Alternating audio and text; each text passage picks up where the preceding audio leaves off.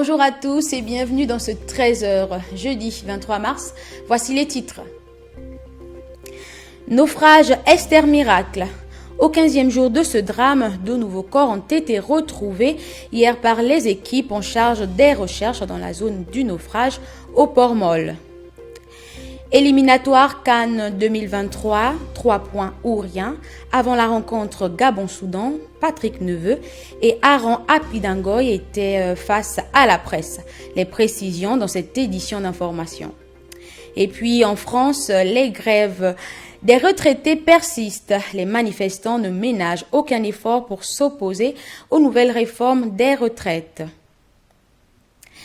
Éliminatoire Cannes 2023 en ouverture dans le cadre de la 3e journée de cette compétition. Les Panthères affronteront aujourd'hui à 20h au stade Rénovation de Franceville les Crocodiles du Nil du Soudan. Avant cette rencontre, le sélectionneur national Patrick Neveu et Aaron Appidangoy ont animé une conférence de presse d'avant-match pour présenter les forces de sélection gabonaise. Herman Malaga. Les Panthères du Gabon sont prêtes à affronter les Crocodiles du Nil ce jour à 20h au stade Rénovation de Franceville. Le nouveau cadre de la défense gabonaise, en l'absence de Bruno Ekwelemanga, en conférence de presse d'avant-match, laisse entrevoir l'état d'esprit de la tanière avant cette rencontre. Aujourd'hui, j'arrive avec un bel état d'esprit, essayer de donner le meilleur de moi-même. Et puis, je pense que si tout le monde essaie d'élever son niveau et tout le monde essaie de regarder tous dans la même direction, logiquement, on devrait prendre les 3 points demain et tout devrait bien se passer. Le sélectionneur de l'équipe gabonaise, confiant avant ce match, compte sur ses attaquants pour faire la différence pendant cette rencontre. Si l'occasion se présente et si les besoins sont là pour déstabiliser, on sait qu'il est capable, par sa vitesse de course et sa percussion, de déstabiliser les défenses. J'estime qu'au cours de la rencontre, il y a besoin de l'intégrer dans le match, je le ferai. Bon, on a, pas dire cette chance, mais on a quand même un potentiel offensif qui est bien présent, avec Xavi qui monte aussi en puissance dans son club.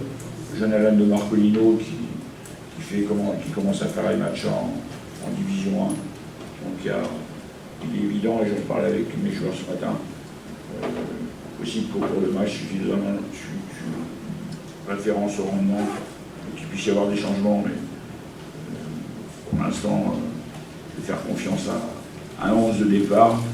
J'espère que ce 11 de départ va déclencher un bon match et avancer dans la rencontre. Prendre l'avantage lors de cette manche allée est l'objectif de l'équipe gabonaise, avant d'aller consolider ce travail ce lundi 27 au Soudan, qui serait une belle option pour la qualification à la Coupe d'Afrique des Nations 2023. Et puis, au sortir de cette conférence de presse, le capitaine Aaron Appidangoy a interpellé ses coéquipiers à véritablement mouiller le maillot tout en revenant sur le tremblement de terre qui a secoué la Turquie, pays où il évolue en première division. Écoutons cet extrait. C'est toujours encourageant quand on sort d'une prestation comme la mienne du dernier match. Après, on ne se limite pas là parce que justement, il faut pas se reposer sur ses lauriers. Continuer à travailler en club. Et comme je le disais tout à l'heure, aujourd'hui, j'arrive avec un bel état d'esprit. Essayer de donner le meilleur de moi-même. Et puis, je pense que si tout le monde essaie d'élever son niveau et tout le monde essaye de regarder tous dans la même direction, logiquement, on devrait prendre les 3 points demain et tout devrait bien se passer.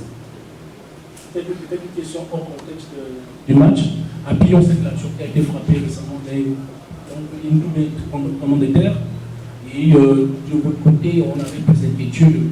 Alors, comment vous avez vécu ce douloureux événement qui a vraiment mis à terre une partie de la Turquie? Comment vous avez vécu ça? Ben c'est traumatisant parce que, comme vous le dites si bien, moi, Dieu merci, ma ville n'a pas été vraiment touchée, mais avec les répliques qu'il y a eu sur plusieurs jours après le tremblement de terre, on a quand même senti des petites secousses, mais Dieu merci, tout s'est bien passé. Après, c'est tragique parce que quand on regarde nos infos, tout ce qui s'est passé, et notamment ces deux clubs de Hatay et Gaziantep qui ont été obligés d'arrêter le championnat parce que ils étaient vraiment touchés. Il y a eu beaucoup d'immeubles, beaucoup de personnes qui ont perdu la vue, beaucoup d'immeubles qui ont été cassés. Et il y a même eu des joueurs qui ont trouvé la mort, donc c'est toujours tragique. Mais... Toute autre actualité à présent, au 15e jour du naufrage Esther Miracle, 2 corps ont été retrouvés hier. Les autorités continuent de mobiliser les ressources afin de continuer les recherches. Le point global dans ce communiqué que nous vous invitons à suivre. Mesdames et messieurs, ce mardi 21 mars 2023, les moyens navals des forces de défense et de sécurité ont pris la mer dès 9 h pour débuter les recherches sur les lieux du sinistre. Malheureusement, les opérations de recherche n'ont pas été effectuées pour des raisons d'intempéries. Les équipes de recherche ont regagné le port Mol à 12h57. Des 5 corps transférés au niveau des maisons de pompes funèbres, 2 corps ont été identifiés aujourd'hui et 3 restent à identifier. Le bilan à ce jour reste inchangé. 124 secourus et 26 décès. Les opérations se poursuivent. Je vous remercie.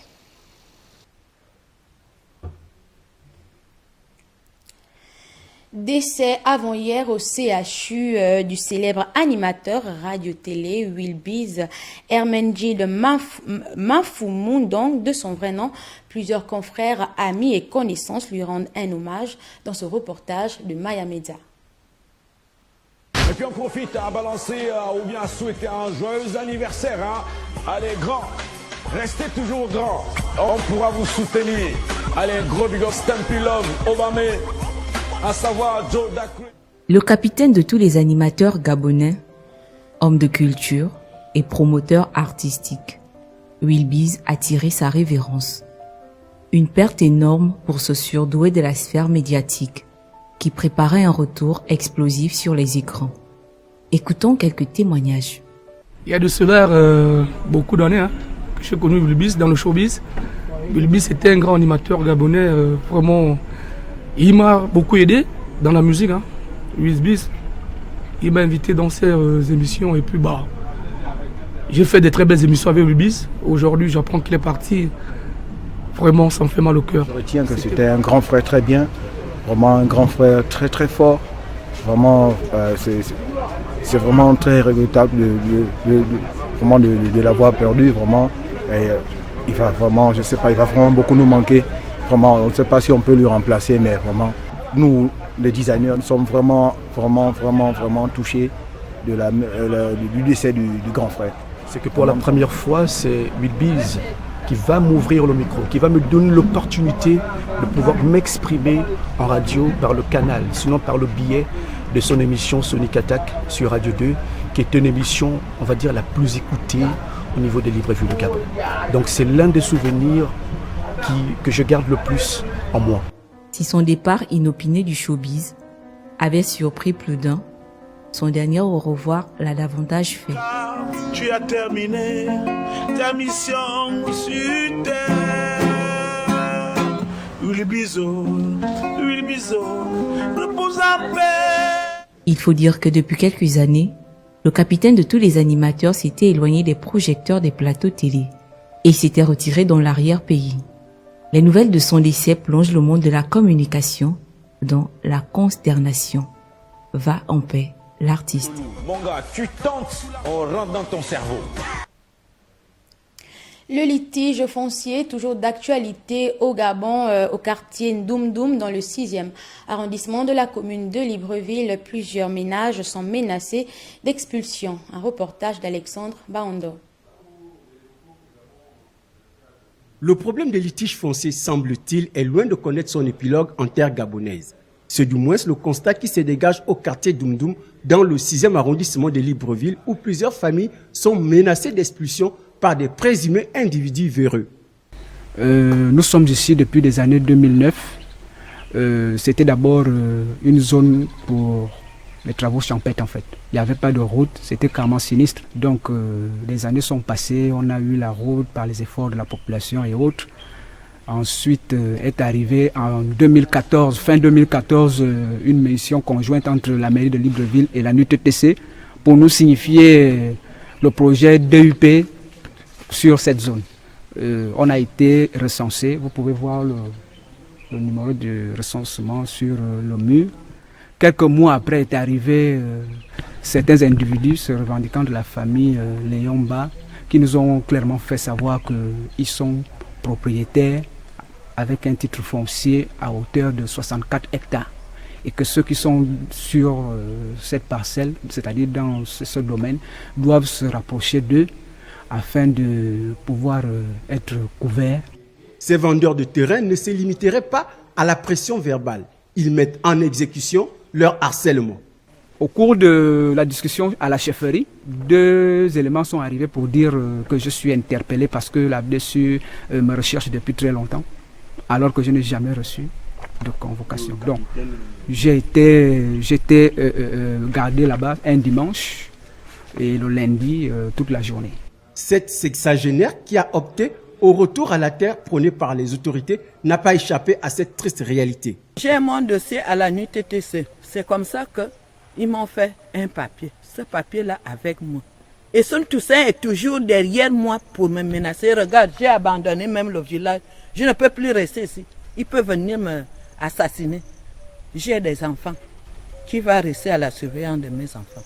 Selon nos investigations, plusieurs familles ont été dans l'obligation de laisser leurs biens au risque de connaître la faute de ces gens qui ne comprennent pas que la terre appartient à l'État. Concours d'entrée à l'INFAS hier, plus de 9000 candidats ont pris part aux différentes épreuves proposées par la direction de l'établissement. Les conditions de déroulement de ce concours dans cet élément de Chimène Nindong.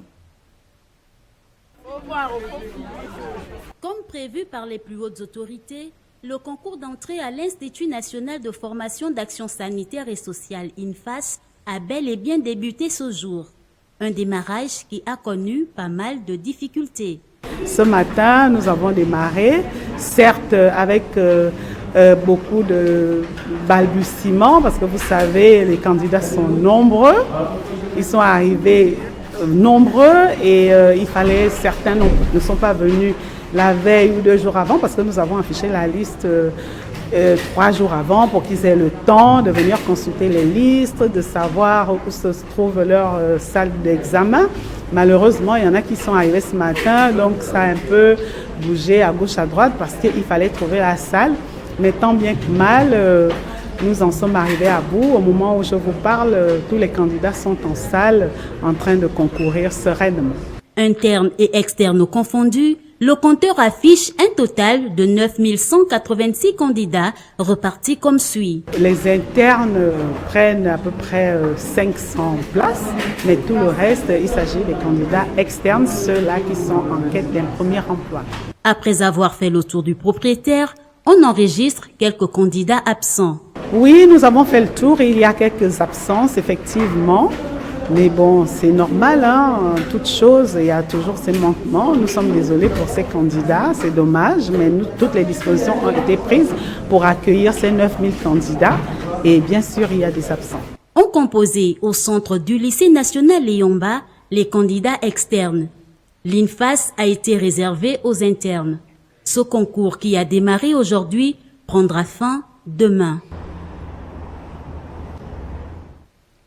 Une situation particulière lors de cet examen, une sœur venue assister son aîné qui doit allaiter pendant la pause, une marque d'amour et d'affection.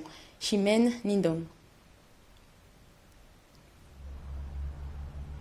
Soucieuse de l'avenir de sa sœur aînée qui prend part au concours d'entrée à l'INFAS, cette jeune fille a disposé de son temps pour accompagner son aîné. Ce nourrisson de 3 mois qu'elle tient entre ses mains n'est nourri uniquement qu'au sein. Je suis venue accompagner ma grande sœur, c'est elle qui compose. Vu qu'il n'y avait personne pour garder l'enfant à la maison et le bébé, elle prend que le sein. elle ne prend pas le biberon. Du coup, j'étais obligée de venir avec l'enfant ici. Ramicel n'a pas eu de problème pour accéder à ce centre d'examen réservé seulement aux candidats. Ne nous interdit pas d'entrer. J'ai expliqué la situation aux agents qui sont à l'entrée et à l'intérieur. Ils ont compris. Ils m'ont laissé accéder pour que la maman puisse donner le sein à l'enfant. Un acte de courage et de solidarité assez louable et témoigne de l'affection non seulement vis-à-vis d'une progéniture, mais également d'une sœur aînée. Pénurie d'eau au quartier Ndoumdoum dans la commune de Libreville. Les habitants de cette zone de la capitale gabonaise doivent faire montre d'ingéniosité pour avoir accès à ce précieux liquide. Le constat dans cet élément d'Alexandre Baondo.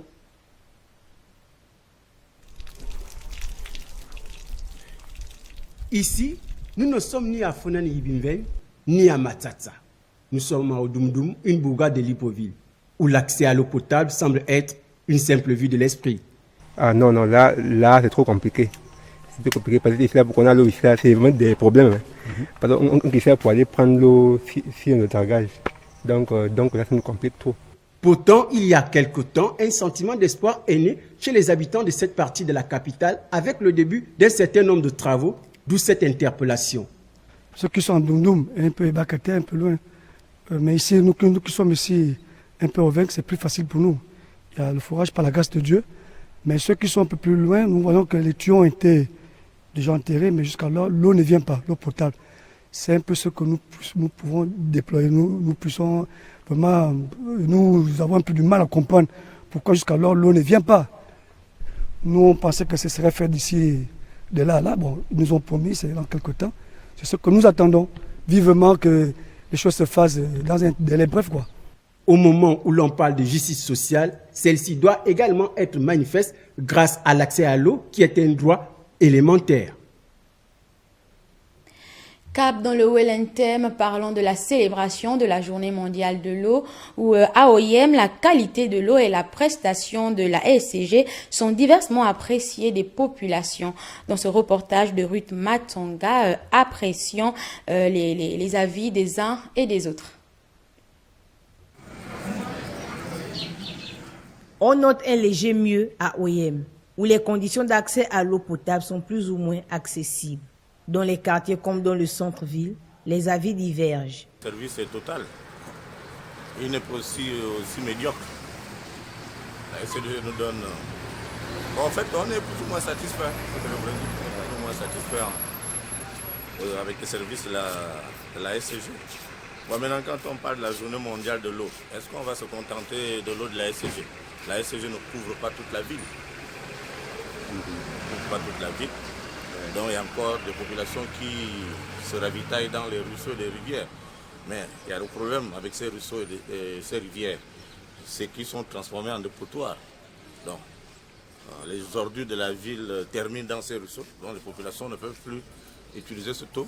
Ou bien s'ils utilisent cette eau, ils utilisent une mauvaise eau et qui a des conséquences sur leur santé. Je crois que d'abord, pour avoir l'eau, il faut avoir des finances. Parce que tout est difficile.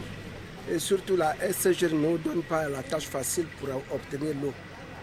Et surtout qu'avant, moi je disais l'eau coûtait moins cher. Mais actuellement, l'eau coûte plus cher que le courant. Et il y a des gens qui n'ont pas vraiment facilement accès à l'eau. Donc pour avoir l'eau, et pourtant l'eau c'est la source de vie. Mais cette eau nous est difficile à obtenir. Vraiment ça fait de la peine pour ceux qui n'ont rien pour en obtenir. Donc l'eau normalement doit être à la pousse. Facile à l'eau à OIM. Pourtant, nous avons les mares de gauche à droite. À chaque fois, on est dans des coupures d'eau, n'en parlons plus d'électricité. Ça là, on n'arrive plus à comprendre. Pourtant, la population fait de son mieux pour bien payer son eau, mais on a plus de coupures que ce que tu consommes dans le mois. Autre grief formulé par les habitants d'OIM contre la SEEG, les procédures administratives qui sont tellement longues pour l'obtention d'un compteur d'eau ou d'électricité.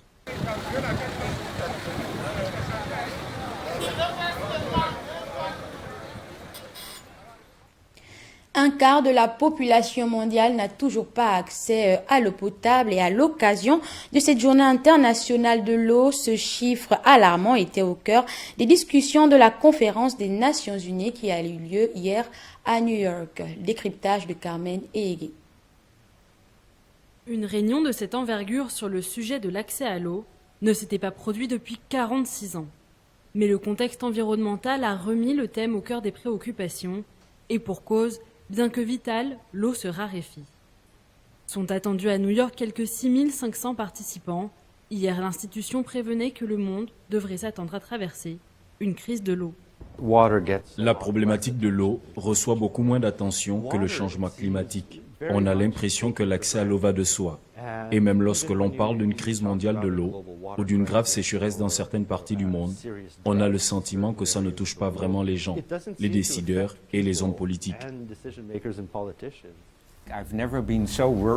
Je n'ai jamais été aussi inquiet sur la question de l'eau, sachant que nous avons franchi les limites planétaires de l'eau, que nous avons rompu le cycle de l'eau et que l'insécurité hydrique compromet non seulement l'eau mais aussi tous les objectifs de développement durable, toutes les ambitions que nous avons fixées, l'horizon que nous nous sommes fixés en 2015.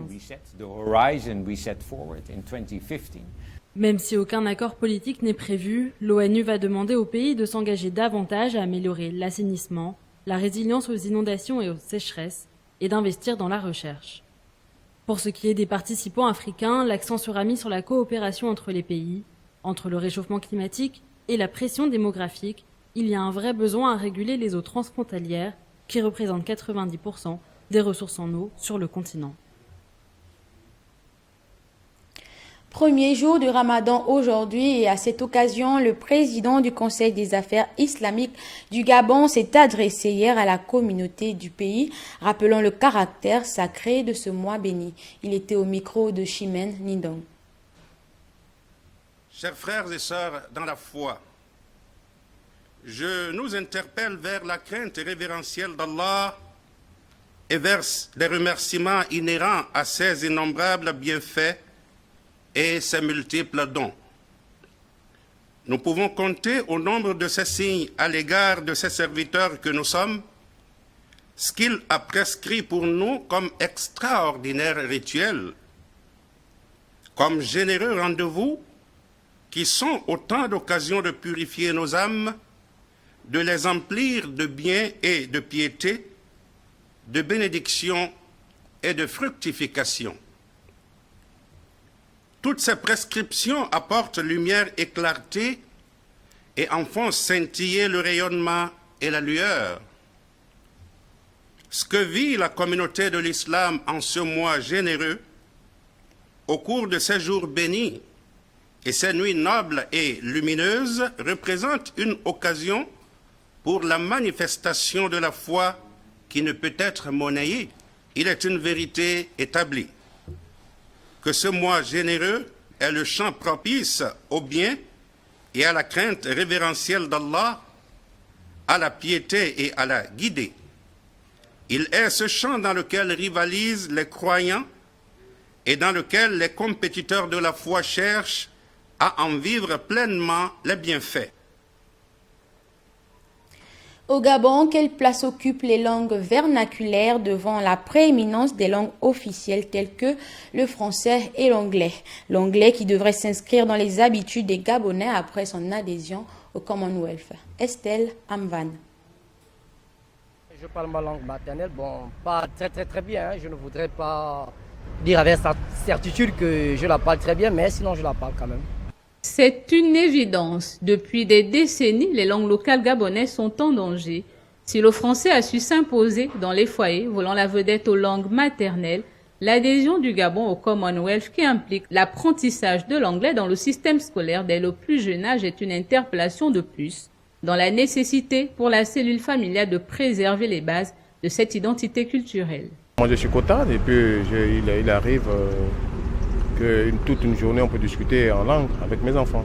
Et c'est vrai, moi je me bats et déjà j'ai fait l'effort de vivre avec une femme Kota comme moi, donc vous voyez que ça coule à la maison, on parle en langue tranquillement avec les enfants. Là-bas c'est nous. Je parle le Pounou, moi je suis Pounou, de Moabi, précisément.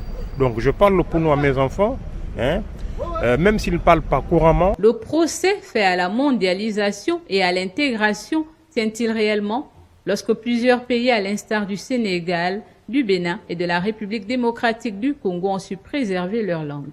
Moi, je pense que le frein, c'est du fait que nous ne parlons pas. Vraiment, c'est ça le frein.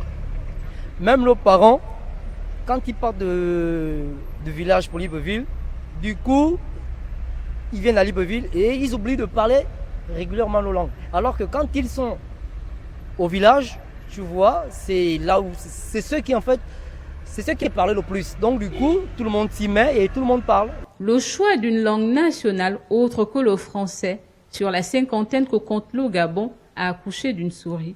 Mais d'aucuns y croient encore. Suffisamment qu'on choisit une langue.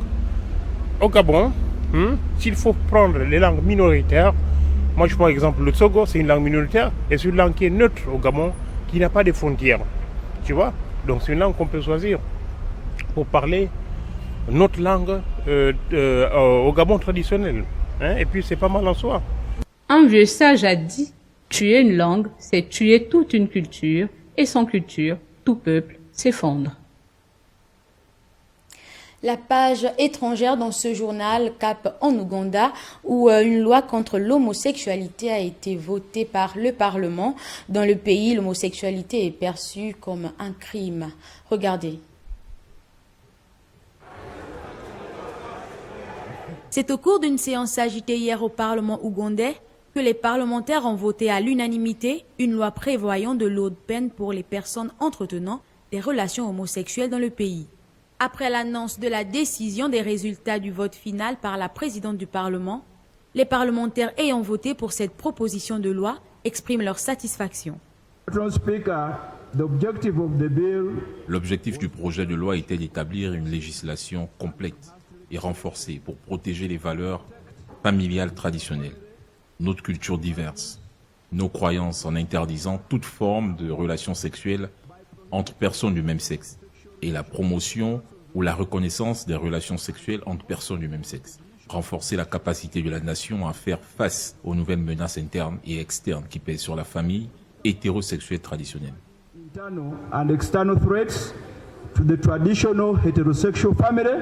Ce vote en Ouganda intervient dans un contexte de virulentes vagues d'homophobie en Afrique de l'Est, où l'homosexualité est illégale et souvent considérée comme un crime.